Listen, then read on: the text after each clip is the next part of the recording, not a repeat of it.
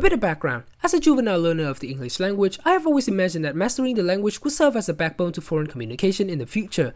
Instead, we were trained to become professional linguists without us or the teacher knowing that was happening. The education system in the developing country as I lived in didn't exactly have a clear goal of what learning English would do at the time, and the workforce of native teachers was insufficient and could not satisfy the demand for learning English in a communicative manner.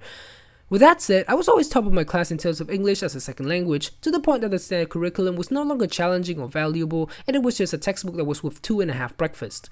At the age of 8, I and a couple of other so-called talented language learners of roughly the same age were already training how to pronounce every scientific species name ever and commanding the use of every possible grammar structure to construct a 10-sentence long paragraph of how we travel to school every day. Anyway, the meat. By the time I was in my first year of high school, the concept of a national gifted students competition was introduced to my naive little procrastination personality of a student. Essentially, the contest aims to motivate the studious learning of the most prominent individuals in their selected subjects, and then they battle out in a paper examination to see who are the best, with a mildly decent prize pool of your little sport cousin's iPhone X Max Pro 69 worth of currency distributed to the top contenders. I, as a first year high schooler, was fortunate enough that I somehow slithered my way into the competition. It was during my 3-month training program for this competition that I encountered what could only be described as a nightmare to the worst nightmare that could only be found at the bottom of the darkest of dark webs. Behold, the word unputdownable. Now you might be thinking, what in the ever-loving Jesus is this abomination of a word, and how in the stupidity of flat earthers did linguistic scholars agree on officializing it? Well, while I could answer neither of those, I would agree with every healthy human being that this word simply shouldn't exist. Its sheer butt-cracking concept breaks the balance of the universe and of language learning.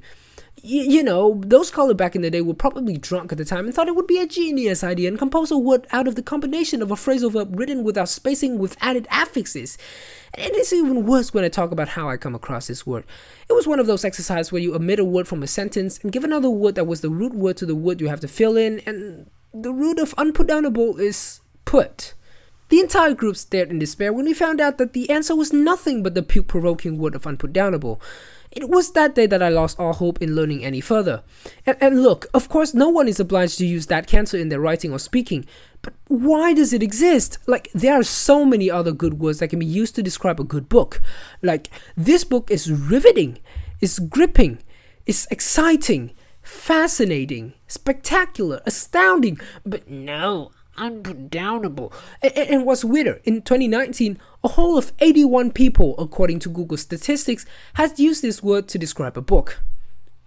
I hope that this video hasn't caused anyone cancer or depression or autism, and since I don't have a good way to end this, your mama is unputdownable.